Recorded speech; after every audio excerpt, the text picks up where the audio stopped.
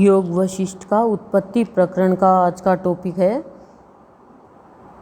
Mic रूप का निराकरण करके सन्मात्र का प्रदर्शन, अविद्या के स्वरूप का निरूपण, संक्षेप में ज्ञान भूमिका एवं जीवात्मा के वास्तविक स्वरूप का वर्णन।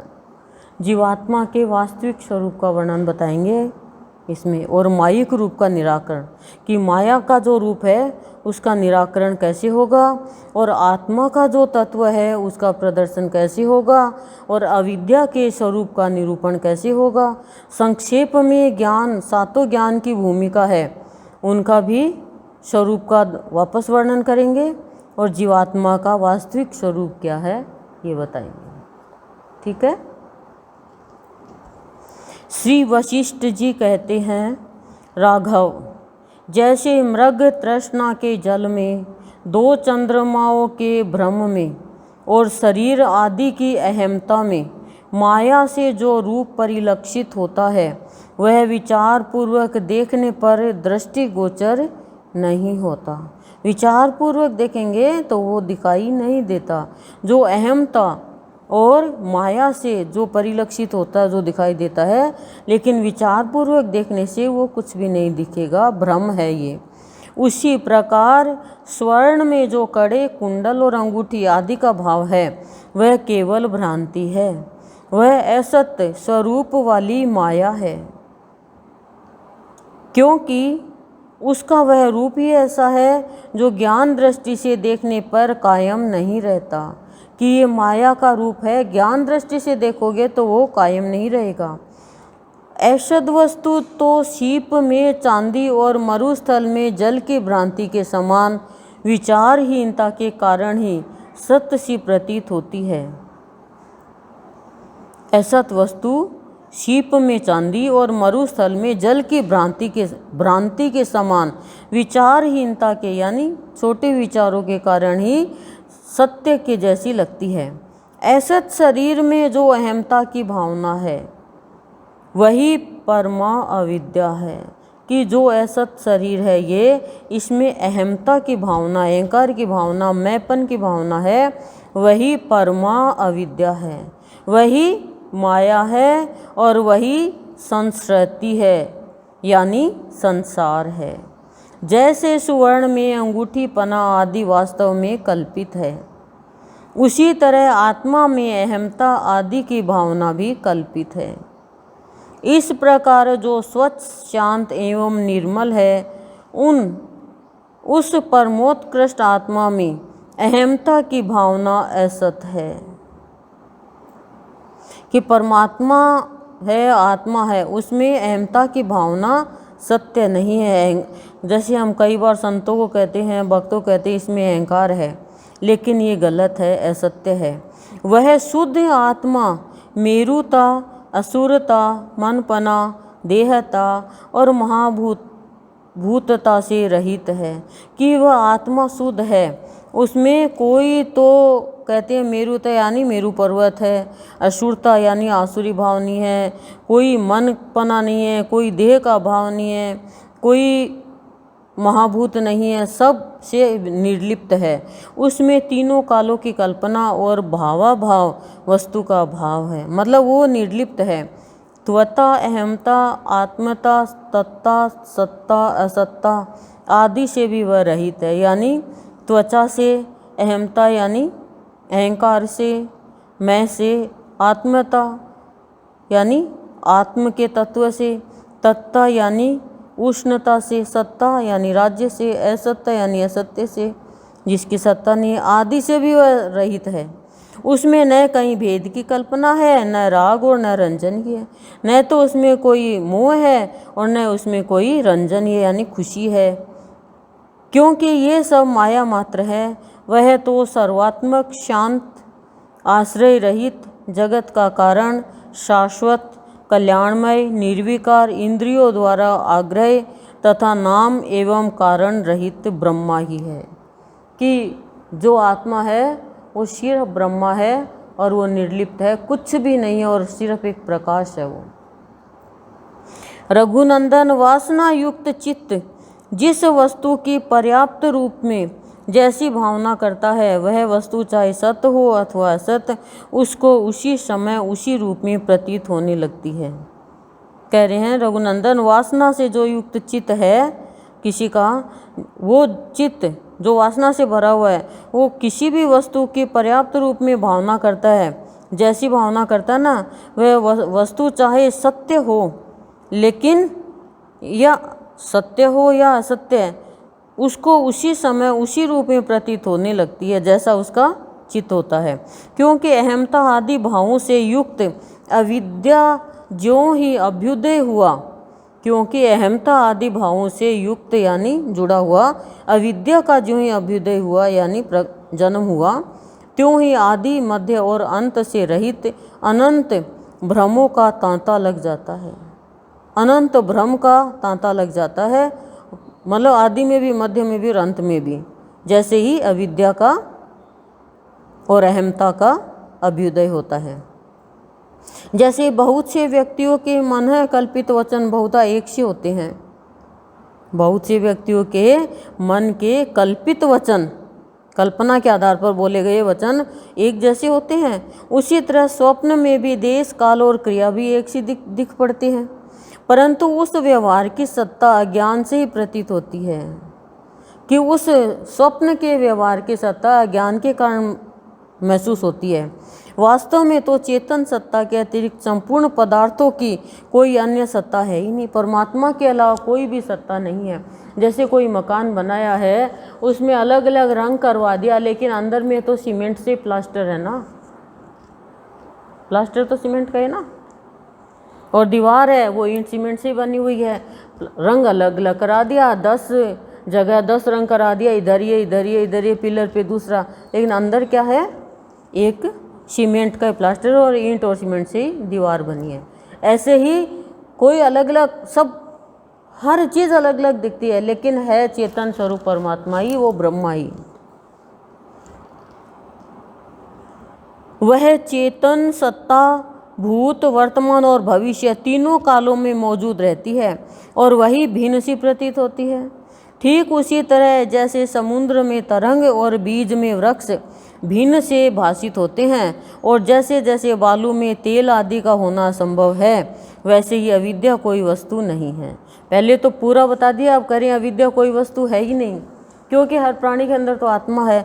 तो कह रहे हैं बालू में तेल नहीं होता है, मुश्किल है, वैसे अविद्या कोई वस्तु नहीं है। भला सोने के बने हुए कंगन में स्वर्णता के अतिरिक्त दूसरी कौन वस्तु हो सकती है? कि सोने का कंगन है, उसमें सोने के अलावा क्या हो सकता है? कोई दूसरी वस्तु नहीं है, अर्थात कोई नहीं। अतः अविद्या के साथ आत्म तत्व का संबंध हो ही नहीं सकता, क्योंकि यह तो अपने अनुभव से स्पष्ट है कि सभी का अपने समान के साथ ही संबंध होता है, अपने समान के साथ ही संबंध होता है। अब अविद्या है, उनका विकारों से संबंध हो सकता है, आत्मा से संबंध नहीं हो सकता है। आत्मा का ज्ञान होने के बाद अविद्या नहीं रहेगी। जैसे सूर्य आ गया तो अंधेरा खत्म हो जाएगा, प्रकाश फैलाते ही अंधेरा खत्म हो जाता है, प्रकाश के जाते ही अंधेरा हो जाता है।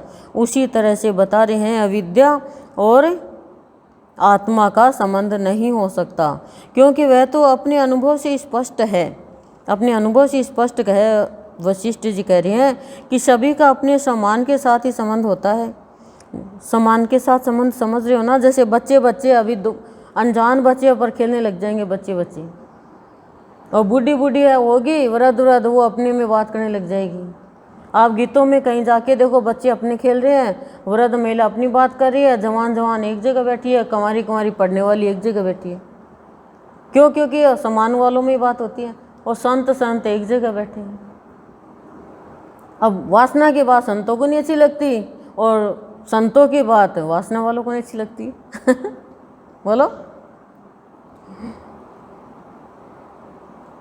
बच्चे कहते हैं क्या मम्मी सारे दिन करिए, मेरे को काम करने दो, पढ़ने दो। पढ़ने वालों को पढ़ने की बात अच्छी लगेगी। जब जगत के संपूर्ण पदार्थ चिन्ह मात्रमय एवं सन मात्रमय यानी परमात्मामय और आत्मामय होते हैं, तब वे भाव परस्पर अपने अनुभव के बल पर प्रकाशित होते हैं। विषम पदार्थों का निरंतर साक्षात संबंध होना असंभव है, और परस्पर संबंध हुए बिना आपस में अनुभव भी नहीं हो सकता। अनुभव तो जब भी होगा ना जब हम अनुभव करेंगे। कोई भी दुख आता है तभी तो हम अनुभव करेंगे। दुख ही नहीं आएगा तो सुख से पहचान ही नहीं होगी, सुख से पहचान नहीं होगी। सुख ही सुख से पहचान हो जाएगी तो पता ही नहीं चलेगा दुख क्या है। कोई कहेगा दुख है तो हंसी उड़ाएंगे। इसलिए दुख भी ज़रूरी है तो सुख भी ज़रूरी है। अच्छे लोग होंगे तो बुरों का पता चलेगा, और बुरे होंगे तो अच्छों का पता चलेगा। अच्छे हो जाएंगे तो अच्छे का पता ही नहीं चलेगा। बोलो। तत्ववेताओं में श्रेष्ठ राम वास्तव में जैसे मिट्टी की बनी हुई सेना, मृद बुद्धि से देखने पर विचित्र होने पर भी विचार दृष्टि से एकमात्र मिट्टी ही है। तरंग आदि एकमात्र जल ही है। काठ की बनी हुई पुतलियों में एकमात्र काष्ठ व्याप्त है, और घट आदि केवल मिट्टी ही है। उसी प्रकार यह भ्रम से प्रतीत होने वाला जगत एकमात्र ब्रह्मा ही है, कि जो जैसी चीज़ है उसमें वही गुण होता है, लेकिन ये संसार में एकमात्र ब्रह्मा ही है। दृष्टा का दृश्य और दर्शन के साथ संबंध होने पर उसके मध्य में जो उसका दृष्टा, दर्शन और दृश्य आदि से रहित शुद्ध रूप है, वही पर ब्रह्म परमात्मा है। वह न दृष्टा है, न दृश्य है, और न दर्शन है। श्री राम जैसे शिला में जल और जल में अग्नि नहीं है, उसी प्रकार जीवात्मा में चित्त नहीं है। इतना चित्त का बताया, अब कह रहे हैं जीवात्मा में चित्त नहीं है।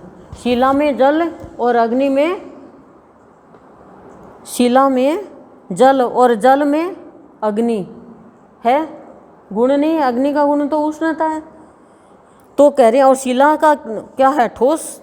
तो कह रहे हैं नहीं है ना। उसी प्रकार जीवात्मा में चित्त नहीं है, फिर वह परमात्मा में कहाँ से हो सकता है।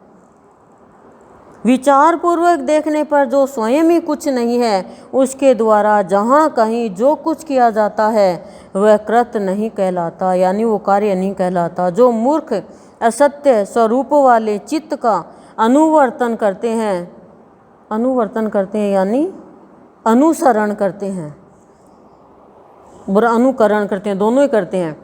जो मूर्ख असत्य स्वरूप वाले चित्त का, देख लो क्या मूर्ख होते हैं, वो क्या करते हैं। पहले तो मूर्ख बताया उनको, किनको, जो असत्य स्वरूप वाले चित्त का अनुसरण करते हैं, जो असत्य के रास्ते पे चल रहे हैं। मान लो सपोज आप सत्संग में आ रहे हो और कोई असत्य, आपको पता है ये असत्य के रास्ते पे चल रही है, और आपको कहे सत्संग में जाने की कोई ज़रूरत नहीं है, यहाँ पर बेकार की बातें हैं, चलो, और आप सत्संग में अपनी दिशा मोड़ लो, तो मूर्ख है। बोलो। कोई आपको ये कह दे आज तो तेरे पति से मिलने नहीं जाएगी कमरे में, और हम झांसी की रानी हो जाएंगे, तेरी ऐसी की तैसी। लेकिन ये पति है, ये भी तो पति है, इसके लिए कोई भी रोक दे। पानी को कोई रोक सकता है, गंगा को कोई रोक सकता है, रोक के दिखाओ, मर जाएगा, उसमें ही बह जाएगा। तो गंगा बनना पड़ता है भाई।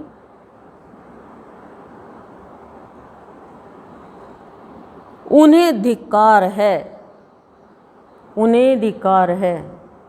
लोग भक्ति में आगे ही नहीं आते असत्य वालों से डर के मारे, उन्हें धिक्कार है।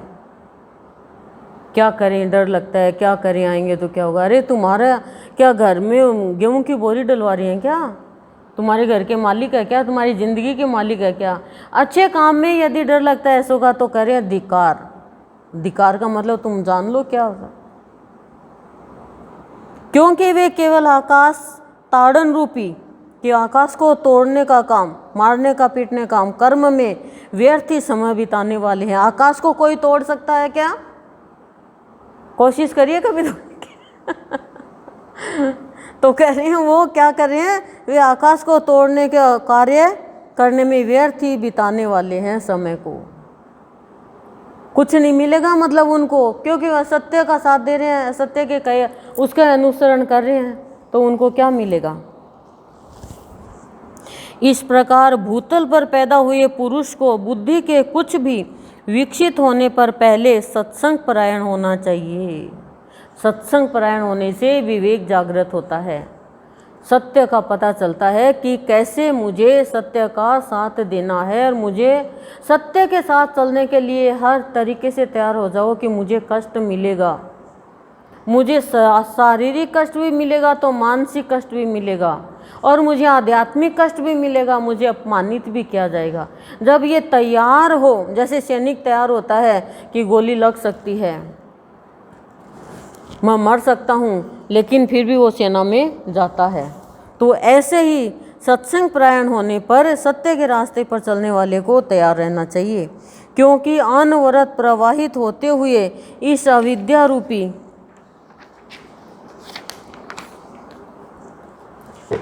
नदियों के समूह को शास्त्र एवं सज्जनों के संपर्क के अतिरिक्त और किसी उपाय से पार नहीं किया जा सकता।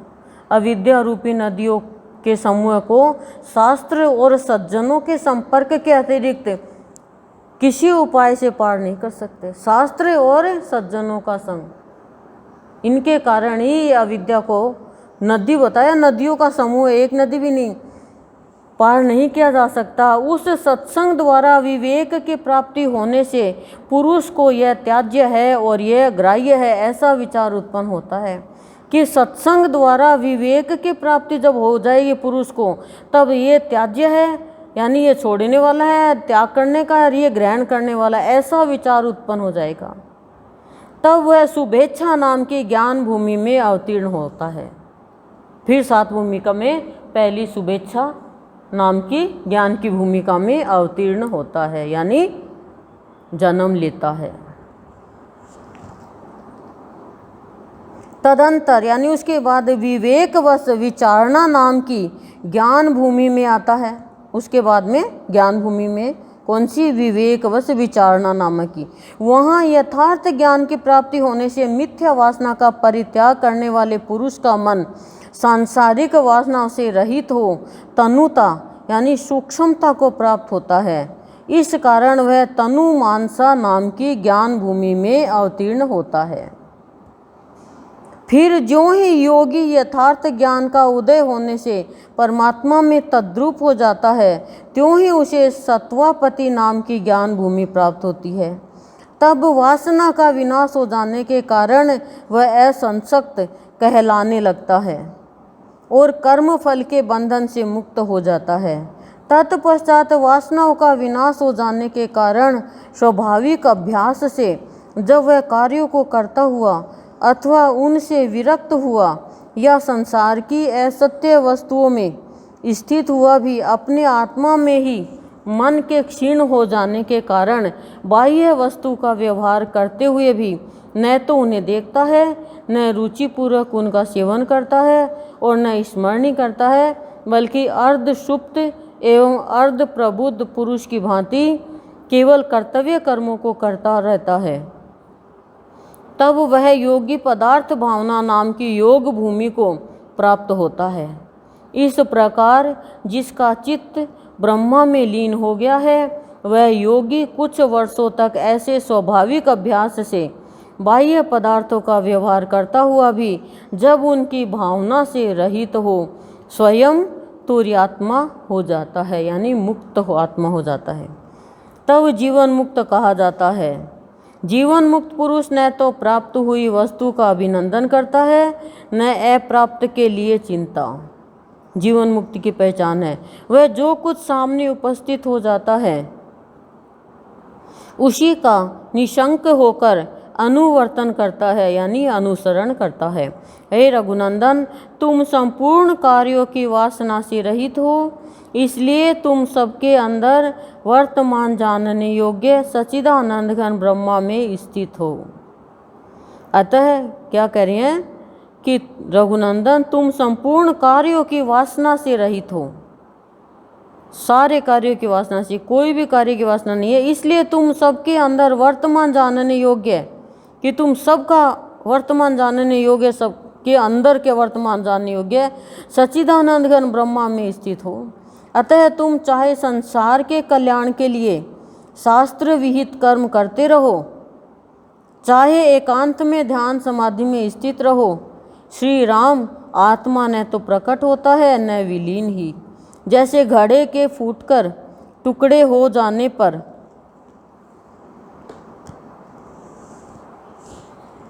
घटाकाश का नाश नहीं होता, कि आत्मा का नाश नहीं होता। जैसे घड़ा टूट गया तो घटाकाश का, मिट्टी का क्या नाश हुआ, टुकड़े टुकड़े हो गए। उसी प्रकार इस शरीर के नष्ट हो जाने पर भी आत्मा का विनाश नहीं होता। अरे यह आत्मा तो अद्वितीय है, फिर दूसरी कौन सी ऐसी वस्तु है जिसकी वह अभिलाषा करेगा। राघव, जगत में श्रवण करने योग्य, स्पर्श करने योग्य, देखने योग्य, चखने योग्य, सूंघने योग्य कोई भी ऐसी वस्तु नहीं है जो आत्मा से पृथक हो। वह आत्मा सर्वशक्तिमान है, विस्तृत है और व्यक्त है। वासना क्षय रूप मनोनाश हो जाने पर इस माया का, जिसमें संस्कार रूप से कर्म करते हैं, अत्यंत अभाव हो जाता है। वासना क्षय रूप मनोनाश, वासना का क्षय हो जाता है, मन का नाश हो जाता है और इस माया का नाश हो जाता है जिसमें संस्कार रूप से कर्म करते हैं, अत्यंत अभाव हो जाता है। जब तक इस माया का यथार्थ ज्ञान नहीं हो पाता तभी तक यह बड़े बड़े मोहों में डालती रहती है, किंतु जब यह माया बिना हुए ही प्रतीत हो रही है, इस प्रकार का इसका वास्तविक ज्ञान हो जाता है, तब ब्रह्मा की प्राप्ति हो जाती है। यह ब्रह्मा से ही उत्पन्न हुई है और संसार की लीला करके ब्रह्मा में ही विलीन हो जाती है, कि माया का नाश हो जाने पर वास्तविक ज्ञान की प्राप्ति हो जाती है, तब ब्रह्मा की प्राप्ति होती है। माया के कारण वास्तविक ज्ञान और ब्रह्मा की प्राप्ति नहीं होती है, और यह ब्रह्मा से ही उत्पन्न हुई है माया, और संसार की लीला करके ब्रह्मा में ही विलीन हो जाती है। रघुकुल भूषण राम जैसे तेज से सभी प्रकाश आविर्भूत होते हैं, उसी प्रकार कल्याणमय रूप रहित अप्रमेय यानी अपार और विशुद्ध ब्रह्मा से सभी प्राणी उत्पन्न हुए हैं। जैसे पत्ते में उसकी नसें, जल में तरंग समूह है, सुवर्ण में कटक कुंडल आदि और अग्नि में उष्णता आदि व्याप्त है, उसी प्रकार यह त्रिलोकी उस ब्रह्मा में ही स्थित है। तीनों लोक उस ब्रह्मा में स्थित है, उसी से उत्पन्न हुई है और उसी में विलीन हो जाती है। वही समस्त प्राणियों का आत्मा है और वही ब्रह्मा कहा जाता है। उसका ज्ञान हो जाने पर इस मिथ्या जगत का यथार्थ ज्ञान हो जाता है, कि जब उसका ज्ञान हो जाएगा कि सब कुछ वही है, उसी में समाया हुआ है और वही सब में है, फिर वो मिथ्या ज्ञान खत्म हो जाता है जगत का और वास्तविक ज्ञान प्राप्त हो जाता है। श्री राम, देह के नष्ट होने पर जीवात्मा का नाश नहीं होता है। जो चिन्मय जीवात्मा मन से अतीत होने के कारण आकाश की भांति अव्यक्त है, यानी दिखाई नहीं देती है, वह जड़ सुखों अथवा दुखों से व्याप्त कैसे हो सकती है। उस चिदात्मा में यानी उस चैतन्य रूप परब्रह्म परमात्मा में जो सबका साक्षी है, यानी जो सबको देखने वाला है, सर्वत्र सम है, निर्मल और निर्विकल्प है, ये सभी जगत किसी प्रकार की इच्छा के बिना ही उसी प्रकार प्रतिबिंबित होते हैं जैसे दर्पण में पदार्थों का प्रतिबिंब। संकल्पों के पूर्ण रूप से क्षय हो जाने के कारण जब चित्त विलीन हो जाता है, कि जब प्राणी के जितने भी संकल्प है पूर्ण रूप से खत्म हो जाते हैं, कमज़ोर हो जाते हैं, यानी क्षय हो जाते हैं, जब चित्त विलीन हो जाता है तब सांसारिक मोह रूपी तुषार, यानी मोह रूप तुषार कहते हैं, जैसे बर्फ़ के छोटे छोटे कणियाँ पाला पड़ना, तो मोह रूपी पाला है वो नष्ट हो जाता है। कैसे? कोई भी संकल्प नहीं, पूर्ण रूप से क्षय हो जाता है और चित्त विलीन हो जाता है एकदम, तब संसारिक मोह रूपी पाला नष्ट होता है। नहीं तो संसार का मोह प्राणी को परेशान करता है। उस समय शरद ऋतु के आने पर स्वच्छ आकाश की तरह चिन्मय शुद्ध आत्मा ही अद्वितीय, अजन्मा, आद्य यानी आदि में उत्पन्न एवं अनंत रूप से विभासित होता है। जैसे महासागर में जल लहरियाँ उत्पन्न होती है, दिखती है और तुरंत ही विलीन हो जाती है। उसी तरह यह मिथ्या मन स्वयं अपने अधिष्ठानभूत यानी अपने रहने का जो स्थान है, सहारा है, उस चेतन की, यानी चेतन का मतलब मनुष्य भी होता है, जीव भी होता है, आत्मा भी होता है, स्फुरना से यानी हिलने से युक्त होकर सत्य सा दिखाई देता है और साक्षीभूत चेतन में बारंबार उत्पन्न होकर विलीन होता रहता है।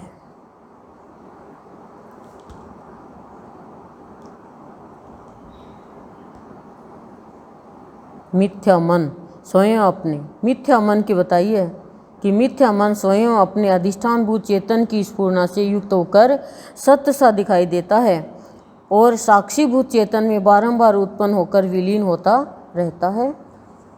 सर्ग 119 से 122 का पूरा हो गया। ओम शांति ही शांति ही प्रशांति।